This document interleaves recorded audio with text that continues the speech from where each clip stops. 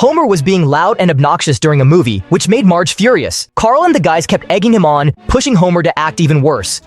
Marge finally had enough and told Homer she was done with him. The next day, Carl and the gang kept encouraging Homer, but he was already starting to regret his behavior. He tried calling Marge to apologize. But just then, Burns and the others drove by and crashed into Homer's ladder, knocking him down hard.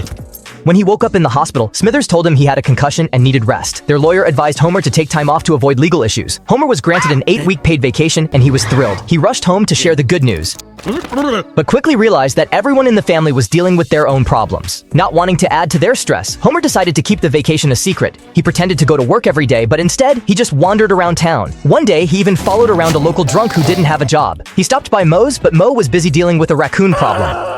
Homer got sucked into a weird TV show, and before long, he started having vivid fantasies. Strangely, people's fantasies were somehow visible to each other. Homer's own fantasy version of himself tried to change him. Even the cops turned out to be part of his fantasy. His fantasy self pushed him to try hitting on other women to help him build confidence. At first, nobody was interested in him, but with the fantasy's help, Homer actually won someone over, only to find out she already had a boyfriend. Homer ended up beating the guy and running away. Meanwhile, Marge came by the plant to bring Homer lunch, and Lenny had no choice but to come clean. Marge was even more upset. When Homer got home, his fantasy guided him on how to calm Marge down and how to be a better husband. But then he ran into the same guy from before. Luckily, the guy's girlfriend stepped in and helped Homer out. On the way home, Homer confessed everything to Marge. With help from his fantasy, he actually managed to make things right. The family made up, and everything went back to normal. Also, Homer had technically finished his vacation a week ago.